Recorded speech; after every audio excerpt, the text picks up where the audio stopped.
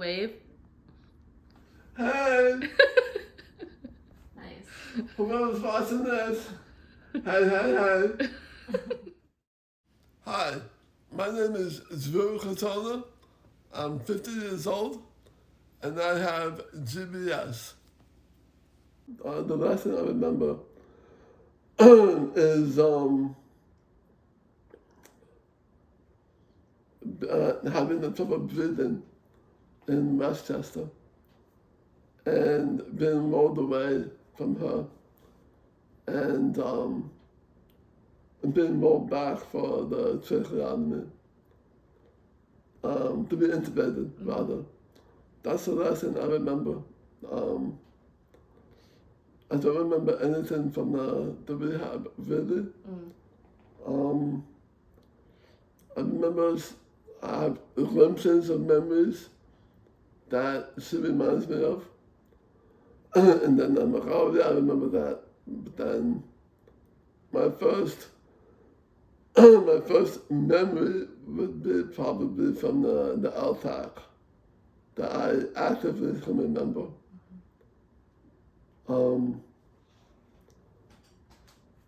And that has a lot to do with the medications I was on and pain meds and but there's a lot I do remember a lot of being awake but my eyes were shut. I remember the feeling of wanting to just be knocked out and being unconscious again. I remember having massive headaches.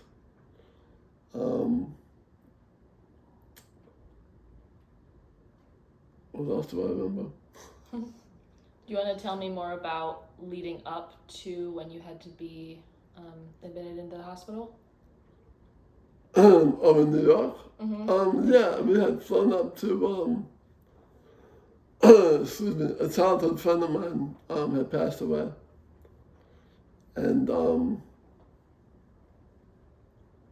we had flown up for the funeral. And before that, 2 weeks before that, we were in the Bahamas. And we were on a weekend cruise to the Bahamas.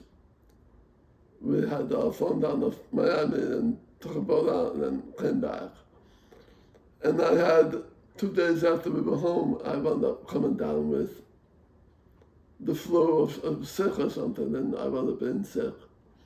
I got over that, and then the following weekend we flew up to New York for the funeral. And the night before the funeral, I had woken up at around midnight or so, and I had tingling in my hands.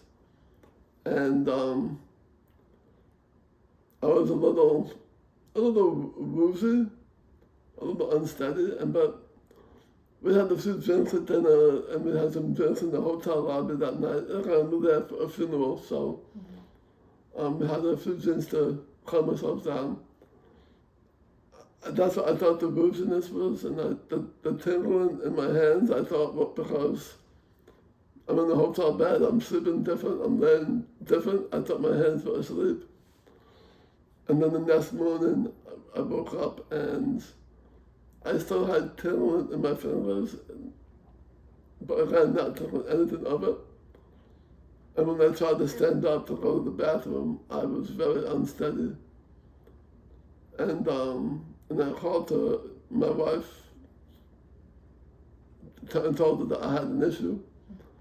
And I went back to the bed and we decided it was a good idea to go to the hospital. And we went to the hospital, and they immediately read me back, and it was very much like you see on ER or whatever modern medical show is on right now. They thought I was having either a heart attack or a stroke. And once I was back there, they did an EKG and ruled out a heart attack.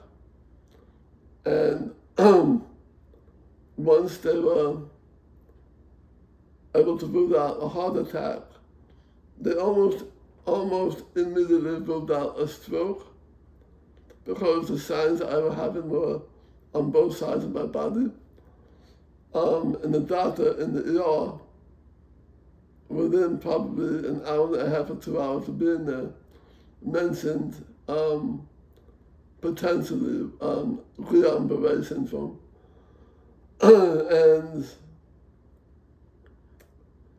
at that point, just like probably 99.9% of the population, we looked at each other and said, what the hell is Guillain-Barré syndrome? So my fingers weren't working at that point. So my wife looked it up on her phone and saw what it was, and she was having a very difficult time wrapping her head around it, and she didn't really want to look at the long-term effects of it. And at that point, she was almost hoping that it was a stroke. Because at that point, I wasn't showing major signs of debilitation, and she was hoping it was a minor stroke. But we couldn't be 100% sure without having an MRI, which they weren't able to perform at that ER. So we, several hours later, I was medevac to Valhalla, Westchester Medical Center. Again, where I rolled into the ER on the gurney, and everyone's talking, everyone is yelling, and everyone is all over the place, and they're bringing me back into an examining room. And I was just telling my wife that I distinctly remember, over all the chatter, and I have no idea what her name was, but she was in the back of the helicopter with me for the 40-minute ride from upstate New York down to Westchester. And as we rolled into the ER, I remember hearing her voice just rattle off my entire medical history, as if she had studied it her entire life. It was very impressive, and definitely a credit to the people that are in that field. But they bring me back, and within an hour, she showed up, and she was there with me, and they wound up diagnosing me with, eventually they diagnosed me with Guillain-Barré syndrome with a Miller-Fisher variant, as well as, I believe, an AMSAN variant as well. How quickly did your symptoms progress to the point where you were unconscious? Excellent question. It was, it was first thing in the morning when I went to the ER, and within 24 hours, I was, that night I was intubated, and I was unconscious later that night, 1, 2 in the morning, so less than 24 hours. Wow. I was unconscious.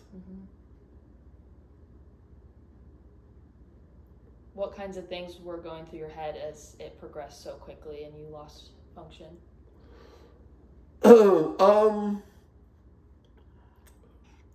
We were being told, as once they were kind of ruling out a stroke more and more, they were explaining about GBS, and they were explaining that without knowing how severe my case would eventually become, they were saying how they'll probably stay in the hospital a few weeks.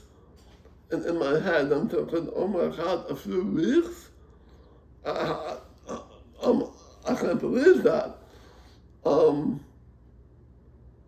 And while they're telling us these things about how people totally recover from this, it's not a big deal, my feet are getting more and more numb. and I can't move my toes, and then I can't move my ankles, and then I'm having a hard time push on the floorboard of the hospital bed. And I kind of understood that was all part of it, but I didn't really get scared until I was trying to explain to someone what I just told you, how I woke up in the hospital room that morning when I couldn't say the time that I woke up. That's when I was very scared, and I was frightened. Yeah. Because it feels very much like everyone is made up of different aspects of their life. Hobbies, friends, your work, things you like to do, people that you love, holding hands with people. And when all of those things and activities you feel are slowly being taken away, and then you lose the ability to say something to someone, it feels as if pieces of you are just being chipped away one at a time, and you have no control to save them. It's very scary. Absolutely. Despite all of that, you have remained very positive and hopeful through this whole journey and have been a positive light in many people's lives around you. How important has it been for you to stay that motivated through all of this? Well, I mean, I have nothing else to do, Right. so why not?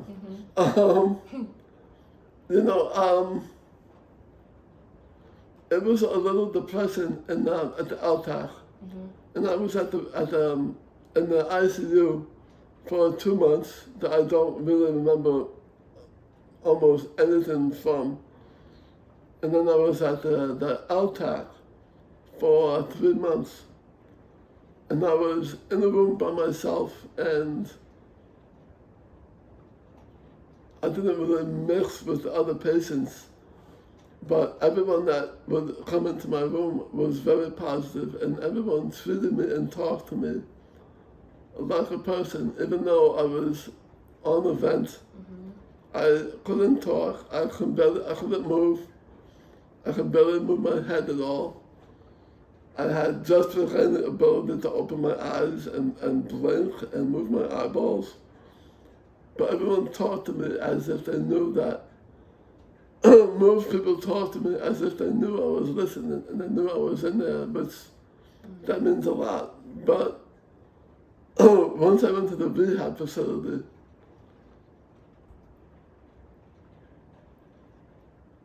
it was the OTs, the PTs, and the therapists, and the psychologists, everyone there were, bar none, I wouldn't have wanted to go anywhere else. And I made and created friendships that I will have the rest of my life. But there is where I was able to mix and see other people that are going through other issues, and that because of how my condition presented, I was on the floor for spinal cord injuries. So I was in the rehab gym, I was able to see other patients going through rehab. And there were a lot of people that were just so miserable. And while I can understand why they would be upset about their situation, I could also see how it would eat away at them and the people around them, the therapists, because your job is to help someone heal and help them get better, even if their prognosis isn't much better than their condition now. Your job isn't just always about the physicality. It's also about helping to support someone's mental journey as well. And I could see how people that were just so upset within themselves, how much of a toll it took out of them and out of the therapist, and no one wants to deal with that. And I mean, I don't want to be like that for myself, and I don't want to be like that for the people around me that have dedicated their lives to helping people. And it's not fair. It wasn't fair to myself, and it wasn't fair to them to not put 100% of myself into whatever I can do to make this better. So it's why not smile and joke around and mess around and have a good time while everyone's trying to move forward and heal. Me and you together. So that's awesome. I'd rather be this way than to be miserable. No one benefits from being miserable. So Absolutely. it's not easy, Right. but no one benefits from it. What's the biggest misconception people have about Guillain-Barré syndrome?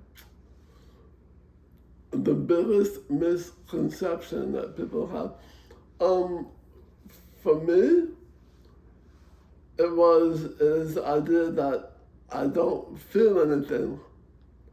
That I don't have feeling. A lot of times at the LTAC,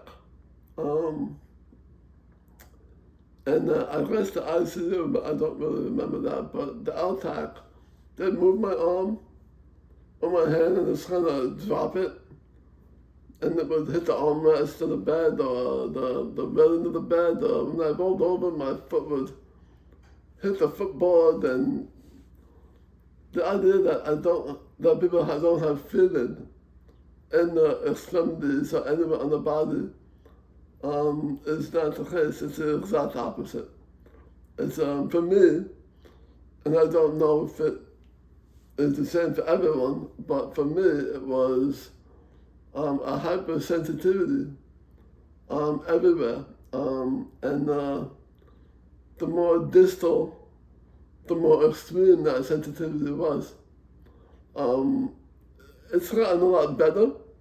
I still have pins and needles anywhere my body moves, my arm, my other arm, my neck. But I've gotten used to that. But my hands and my feet are still sensitive, but more so the tips of my fingers and my big toes are very sensitive, as Leah can attest to. Shoes are, Shoes are a challenge. Yeah. They're a necessity, but a challenge nonetheless. Absolutely. What did your communication look like when you were beginning to regain your function? Telepathy. A lot of mind reading. I wish that was the case, but it's not. In the beginning, it was a lot of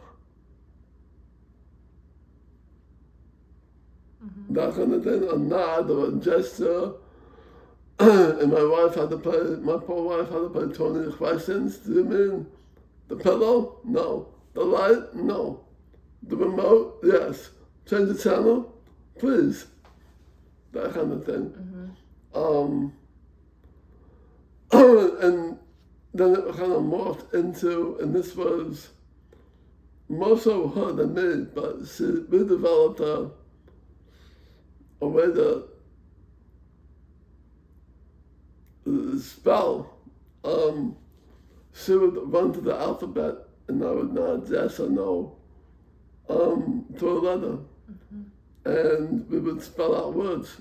I would spell out words through her, and she would write them down, and we communicated that way.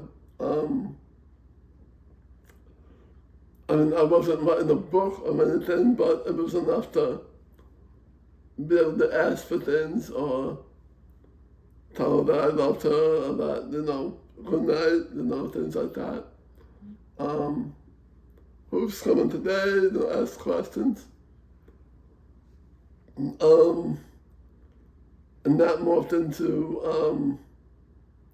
at the rehab, I was very fortunate. Excuse me. I was very fortunate enough to be one of the very first patients to have an eye raise, where I was able to move a cursor on a keyboard with my eye, a digital keyboard, and spell out words, and then have the machine speak what I spelled out. And that way it was a lot easier to communicate until my trach was changed and plugged up, and I could breathe on my own and then start to talk on my own. But before all of that, at the ICU, there was no communication. It was eyes shut, mouth open, slack-jawed, and a lot of, for a couple of weeks, I had no movement at all anywhere in my body. My eyes, my face, everything was motionless. And my wife, she would, God bless her, she would lift my eyelids, and try to get me to move my eyes every day. And then once my eyes started to come back and move again, she would ask me questions in the ICU. Am I in pain? Where is the pain? Is it your back, your head? Are you hot? Are you cold? And I would move my eyes left and right and communicate that way. Mm-hmm. The doctors didn't really feel like I was able to communicate. They didn't realize that was a thing for some reason. But yeah, it was. Tell me about when you were in the rehab gym and needing to be suctioned, but you weren't able to communicate, that scary moment, to your caretakers. Other moments like that, what did you feel and think? Yeah,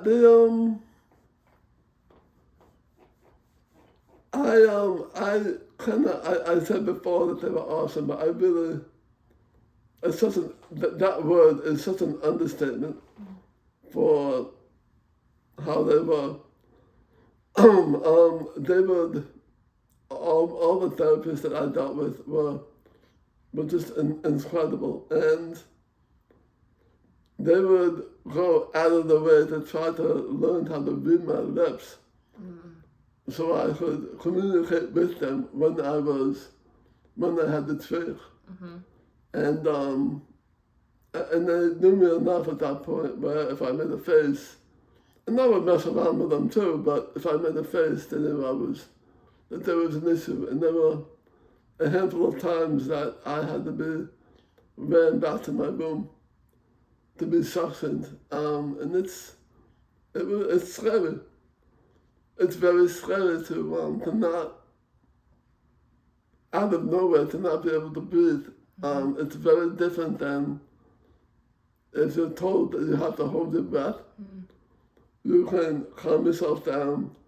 You can take a nice deep breath and then hold your breath. But in the middle of a workout, when you're sweating and you're panting, then all of a sudden you can't breathe through this tiny hole in the neck. It's very scary. This one particular time, I remember being, and it's very much a common practice, but I was ace bandaged into a machine, and I was doing tricep and bicep work. And all of a sudden I had a plug, and they had to unwrap my hands out of this machine and get me back to my room. And the supervisor, the floor supervisor for the rehab, Jim, literally ran me back to my room and screamed down the hallway about making a turn around the corner. to make sure I didn't hit someone, and then we went into the room. And yeah, it's scary. Mm-hmm. Patience Mm-hmm. is the word of the day. Yeah. It needs to be the word of every day. Because every day you will encounter a new challenge. Every day. What advice would I give to other people going through this diagnosis?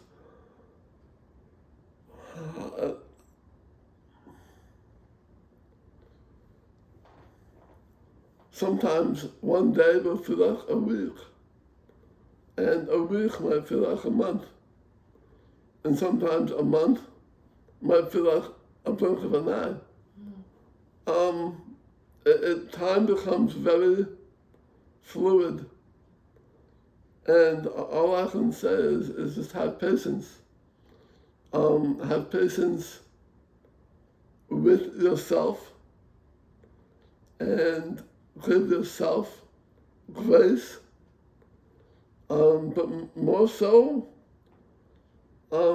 have patience for the people around you.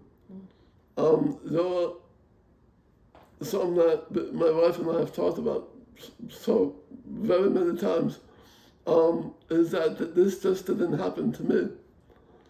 This happened to her. This happened to my awesome mother-in-law, who takes me to therapy because my wife has to work. This happened to my best friend who lives 1,000 miles away, who comes to visit as often as possible. This happened to my sister-in-law, who came to visit almost every weekend when I was at the LTAC and at the rehab facility, which was 4 hours from where she lived. This happens to everyone around you. And you're not the only one that is suffering because you're like this. Everyone is suffering because they see you like this as well. And everyone just wants to help you to move forward. And sometimes it's very easy to feel sad and to have pity for yourself, but you have to recognize that other people are in this as well, not just you. Mm-hmm. So be patient. Patience it's so hard to understand, and it's so hard to master the art of being patient. But if you can, it makes all of this way easier. And again, why make it harder if you don't have to? Absolutely. What kinds of things have you gained through this experience? I just said the art of patience. The art of patience. The art of patience. No, you know, I was thinking about this just last night. I think about this whole situation, and I always said that I wish this never happened, and why am I like this? I can't believe this is happening. It's been a year now, and I'm like, oh my God, this is miserable. Again, it's, you know, sometimes it's hard. It's hard to have bad thoughts, be kept at bed. But I don't know if I would change anything. I don't know. What I've learned from this is that I don't know if I would want another outcome. If I had a way to not get sick and not have the flu and not get GBS, I may still do it. And because it's taught me how to be patient. It's taught my wife how to be patient. It's taught both of us how to be patient with one another.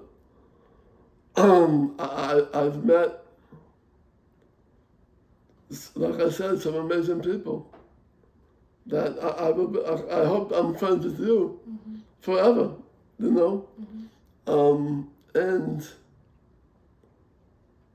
the friendships that I've made that I really want to have for a long time, to me it's almost worth it. It is worth it. I don't know if I would change the way things are. If I didn't have this, and I wasn't able to meet the people at the rehab, all the therapists that I had, and the nurses, and the respiratory therapists that I had that were going to go to concerts with, I don't know if I would want to undo all this and unravel those bonds that I've made with these people. I don't know if I would. What advice do you have for physical therapists treating people with this diagnosis? Find a new patient. I'm joking. The session that you have with that patient may only be for 45 minutes or an hour, and it's a small part of your entire day, and you get to go home afterwards and go home to your family or to your pets or to your kids, and or you can go to the movies or go out to dinner. You have a way to unplug. The patient does not. Quite the opposite. You are one of the only keys to their salvation, to be the person that they used to be, that you are every day. You're one of the only outlets that they have to become that person again. And I feel more often, sometimes people become complacent in the position, and it becomes just a 9-to-5 job to them, and it cannot be that way. And I know it's not that way for you, and I know that your heart is 100% in every patient that you help, because you're not there for any other reason but to help them. And that's the way every physical therapist and occupational therapist needs to be, because that's the only way for them to get better, and that's all they have. And it may be the only time their entire day to get out of the house 2 or 3 times a week. That may be the only time they leave the house, is to come see you and to get better. And make the most of it. I mean, we're all just people, man. That's great. Yay. Yay.